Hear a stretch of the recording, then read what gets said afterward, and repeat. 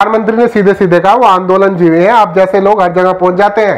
अरे हम हैं आंदोलन जीवी। आपके घर में भाजपा की मैगजीन आती है या आरएसएस की मैगजीन आती है? नहीं, आप उसकी वकालतगिरी करने आए हैं। आपके बाप दादा को कोई हिंदुस्तान दहेज में नहीं देके चला गया कि बेचने में ही लगे हुए हैं, बेचने में लगे हुए हैं। अब ध्यान रखिएगा कि अगर आपने बंगाल में ऐसे व्यक्ति को मौका दे दिया, मोदी जैसे व्यक्ति को, बंगाल के अंदर योगी जैसे भाजपा के लोगों को अगर आपने मौका दिया, तो बंगाल में कुछ भी भालो नहीं बचेगा।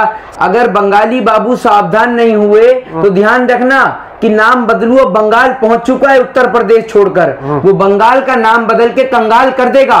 परिवर्तन सिर्फ ये है कि बंगाल का नाम बदल के कंगाल कर देंगे, ये इनका परिवर्तन है। इलाहाबाद का नाम बदल के प्रयागराज कर दिया जाता है, ये इनका परिवर्तन है। एक बताइए, एक नया एम्स बना हो। नमस्कार, आदाब दोस्तों, हिंद वॉइस में आपका स्वागत है। मैं हूं इकराम। बंगाल इलेक्शन चल रहे हैं और हमारे साथ मोहित शर्मा, काफ़ी दिनों बाद इनसे मुलाकात हुई, इनसे बात करते हैं बंगाल इलेक्शन को लेकर कि बंगाल में जो फिलहाल परिस्थिति है बनी हुई है। एक तरफ ममता बनर्जी जो है हॉस्पिटल पहुंच चुकी हैं, दूसरी तरफ बीजेपी के कुछ लोग कह रहे हैं कि नौटंकी कर रही है एक तरह से। जब इनकी नेताओं की गाड़ी पर ज़रा सा पत्थर पड़ जाता है तब तो मीडिया हल्ला मचा देता है, दूसरी तरफ अगर उनके पैर में फ्रैक्चर हुआ है तो उसे एक तरह की नौटंकी कहा जा रहा है। बंगाल में बहुत कुछ बदल रहा है धीरे धीरे, और अभी एक महीना लगभग बाकी है चुनाव का, चुनाव प्रचार चल रहे हैं, ये सारी चीजें हैं। मोदी जी किस तरह देख रहे हैं बीजेपी कहाँ स्टैंड कर रही है? बंगाल में अभी तक कुछ बदला नहीं है, लेकिन एक बदलने वाला वहां पहुंच चुका है, वो बदल देगा वहां पर। अगर बंगाली बाबू सावधान नहीं हुए तो ध्यान रखना कि नाम बदलू, अब बंगाल पहुंच चुका है उत्तर प्रदेश छोड़कर, वो बंगाल का नाम बदल के कंगाल कर देगा और बंगाल की जनता को, सभी को कंगाल बना देगा, सबको रोड पर लाके खड़ा कर देगा। और आप ये देखिए, आज देश के अंदर चुनाव लड़ा जा रहा है तो किस नाम पर लड़ा जा रहा है भारतीय जनता पार्टी के द्वारा कि बंगाल के अंदर राम के नाम के नारे नहीं लगाने दिए जाते, वहां पर मां काली के नारे लगाए जाते हैं। अरे राम और काली एक हैं। देश की 133 करोड़ जनता मां काली को भी मानती है और भगवान श्री राम को भी मानती है। देश के अंदर हिंदू हो, मुस्लिम हो, सिख हो, चाहे ईसाई हो, भगवान श्री राम में मंदिर से लेकर मस्जिद तक, गुरुद्वारे से लेकर चर्च तक, सभी धर्मों में आस्था और विश्वास रखता है। और देश की 133 करोड़ जनता, हम इस गुलदस्ते के 4 सुनहरे फूल हैं। अगर इस गुलदस्ते से एक फूल भी निकलेगा तो इस गुलदस्ते की रौनक खराब हो जाएगी, और हमें इस रौनक को खराब नहीं होने देना, इस देश को बचा के रखना है, इस गुलदस्ते को सहेज के रखना है। क्या प्रधानमंत्री नरेंद्र दामोदर दास मोदी जी के पास पूरे देश के अंदर वो उनकी सरकार है, सेंट्रल गवर्नमेंट में उनकी सरकार है, 7 साल से ज्यादा का शासन वो व्यतीत कर चुके हैं। क्या प्रधानमंत्री मोदी जी के पास कोई ऐसा काम है देश के अंदर जिसके आधार पर, जिसके नाम पर वो बंगाल की जनता से, असम की जनता से, या फिर तमाम जो क्षेत्रों में चुनाव है वहां पर जाकर वोट मांग सके? है उनके पास कोई ऐसा काम? परिवर्तन तो करना चाह रहे हैं ना, एक परिवर्तन लाना चाह रहे हैं। परिवर्तन कुछ नहीं है, परिवर्तन सिर्फ ये है कि बंगाल का नाम बदल के कंगाल कर देंगे, ये इनका परिवर्तन है। इलाहाबाद का नाम बदल के प्रयागराज कर दिया जाता है, ये इनका परिवर्तन है। एक बताइए, एक नया एम्स बना हो, एक नया मेडिकल कॉलेज बना हो, कोई नई ITI बनी हुई हो। और देश तो विश्व गुरु बन रहा है ना, देश भर में, पूरी दुनिया में। कैसे विश्व गुरु बनेगा? जिस देश के अंदर शिक्षा का बजट कम कर दिया जाए, जिस देश के अंदर अगर गाड़ी खरीदने जाए तो आपको कम लोन देना पड़ता है, कम टैक्स पे करना पड़ता है, लेकिन शिक्षा के नाम पर लोन लेने तो आपको ज्यादा टैक्स पे करना पड़ता है। ऐसे भारत को विश्व गुरु बनाएंगे क्या? या हिंदू और मुस्लिम के नाम पर, सिख और ईसाई के नाम पर, मंदिर और मस्जिद के नाम पर, चर्च और गुरुद्वारे के नाम पर लोगों को आपस में लड़ाकर इस देश को आप विश्व गुरु बनाएंगे? कैसे बनाएंगे भारत को विश्व गुरु? आत्मनिर्भर बन रहे हैं ना हम लोग। देखिए, पेट्रोल प्राइस 100 के पास पहुंच गया, अब हम और ज्यादा महंगी चीजें बेचेंगे, ज्यादा पैसा कमाएंगे। पेट्रोल से याद आया, एक सोशल मीडिया पे एक मेरा भाई बोलता है, वो कहता है कि जिन लोगों को दहेज में गाड़ी मिली है ना, उनको दिक्कत है इससे। मेरे भाई, आप ये बताइए, आप या आपके घर के परिवार का कौन सा सदस्य स्विगी वाले को, जोमेटो वालों को, उनको दहेज में गाड़ी देकर गया? ये बताइए। वो व्यक्ति जो सुबह से शाम तक 10 डिलीवरी करता था, आज साइकिल से 7 डिलीवरी कर पा रहा है, 5 डिलीवरी कर पा रहा है। आप एक बात बताइए, अगर 1000 रुपए कमाता है तो 500 का तेल डलवा देता है, तो उसको कौन दहेज में देकर चला गया? आप तो कल को अगर पेट्रोल 2000 रुपए 200 रुपए लीटर भी पहुंच गया तो भी आप कह देंगे जिन्होंने दहेज में ले रखी है।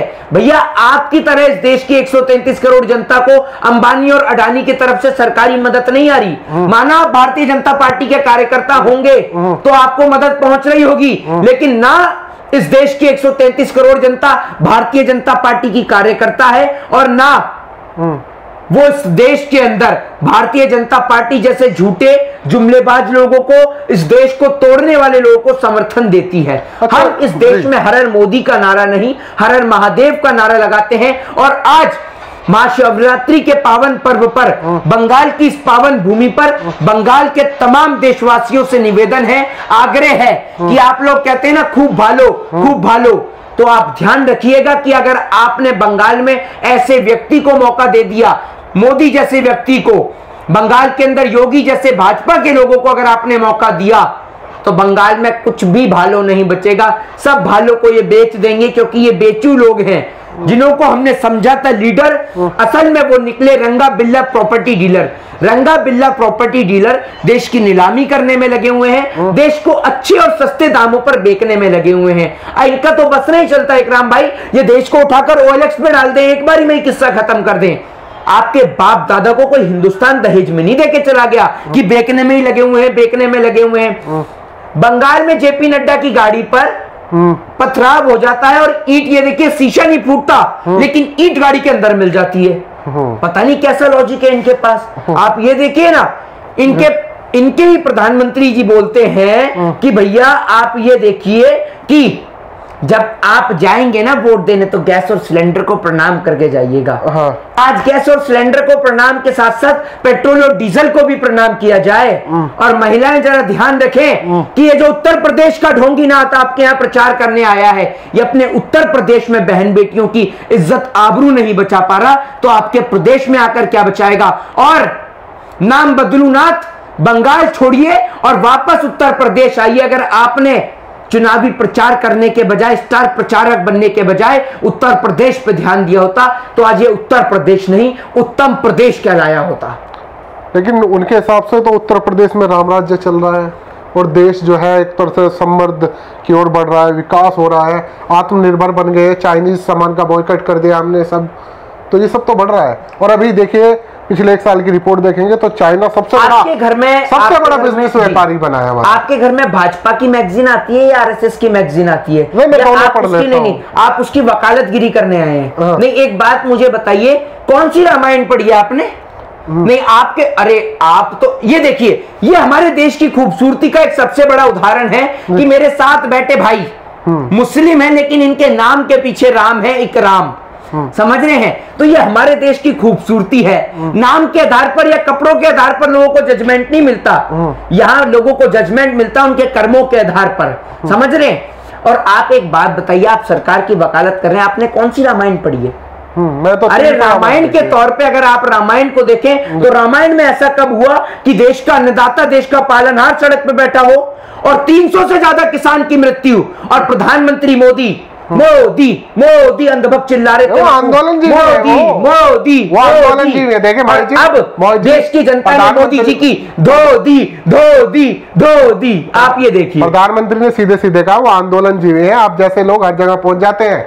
अरे हम हैं आंदोलन जीवी, और इन आंदोलन जीवी की बदौलत आप संसद में खड़े होकर बोलते हैं। अगर इस देश में महात्मा गांधी जैसे आंदोलन जीवी, सुभाष चंद्र बोस जैसे आंदोलन जीवी, भगत सिंह, राजगुरु सुखदेव जैसे फ्रीडम फाइटर, स्वतंत्रता सेनानी, राजगुरु सुखदेव जैसे, शहीद चंद्रशेखर आजाद जैसे, अशफाक उल्लाह खां जैसे आंदोलनकारी इस देश के अंदर पैदा नहीं होते ना, तो आज आप जो बोल रहे हैं ना, मुझसे सवाल पूछ रहे हैं और मैं उन सवालों का जवाब दे रहा हूं, वो भी नहीं दे पाता। आज भी आप और हम किसी अंग्रेज के घर में बैठ के उसके जूते और चप्पल साफ कर रहे होते। तो ये बोलने की आजादी जो संसद में खड़े होकर आप चिल्ला रहे थे ना, आंदोलन जीवी, परजीवी, पैरासाइट्स, ये बोलने की आजादी भी आपको आंदोलन जीवियों ने दिलाई है, ये बात ना भूलिए। क्योंकि आप तो इस देश के अंदर RSS का इतिहास पढ़ते हैं, वो RSS जिसने कई सालों तक देश के तिरंगे झंडे को सम्मान नहीं दिया, अपने कार्यालय में तिरंगा झंडा नहीं लहराया, और जो मेरे भारतवर्ष में रहकर मेरे तिरंगे को सम्मान नहीं देता, मैं उसे इस देश में सम्मान नहीं देता। बहुत बहुत शुक्रिया मोहित जी, आपने टाइम दिया और बंगाल इलेक्शन पे बात की। ग्राउंड रिपोर्ट हम आपके सामने जल्दी रखने वाले हैं। मोहित जी से बात की क्योंकि बंगाल इलेक्शन दौरे पर है, लोग उसे जानने आए हैं और हम भी जानने आए हैं कि बंगाल का मूड क्या है। तो बने रहेगा बंगाल के हर अपडेट के साथ। हिंद वॉइस देखते रहिए, चैनल को सब्सक्राइब कीजिए और वीडियो को ज़्यादा से ज़्यादा शेयर कीजिए।